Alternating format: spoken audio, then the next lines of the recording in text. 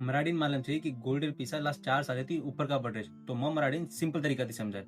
First देख यार जना भी दुनिया में जियो पॉलिटिकल टेंशन बढ़च नहीं मतलब दी देश में लड़ाई कौन सी देश पर सैंक्शन रहा या अचानक इतनी मोट न्यूज है जना गोल्ड एक ऑटोमेटिक सेफ इन्वेस्टमेंट बन जाओ.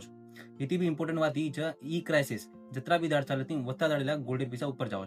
सेकेंड फेब्रुवरी 2022 में रशिया और यूक्रेन ने लड़ाई शुरू हुई थी जना गोल्ड एक महीना में 8% ऊपर बढ़ गयो तो इन्वेस्टर इक्विटी मार्केट थी निकलता नहीं गोल्ड जो सेफ असेट में इन्वेस्ट की दे इन्वेस्टर को तो mutual fund bank retail investor और मोट मोट जेकन करोड़ रुपया चाहो वो लोग भी इन्वेस्ट करे लागे थे. 2023 में ये नॉर्मल दाढ़ी न्यूज वेगी जना भी गोल्ड कंसोलिडेट रहता नहीं गोल्ड पुराना लेवल थी 10 से 15% लगभग ऊपर रहतो. અને 2024 માં ये लड़ाई हनु चालू हुई थी पर गोल्ड 7% ऊपर चाल रहा હતો અને 2025 में ये खत्म हुए लगा गोल्ड एक साल में 67% रिटर्न दिनो હતો. थर्ड ई पॉइंट गन इंपॉर्टेंट है आपन से रिटेल इन्वेस्टर सारू पहला गोल्ड नॉर्मल मंग क्या और म्यूचुअल फंड खरीदते थे अब सेंट्रल बैंक खुद खरीद रही और ये रिकॉर्ड स्पीड रहती ऊपर जा रहा है. 2015 और 2019 में जितना भी गोल्ड सेंट्रल बैंक बाय की थी वो थी 2 गुना गोल्ड 2022 से बाद बाय कर स्टार्ट की थी.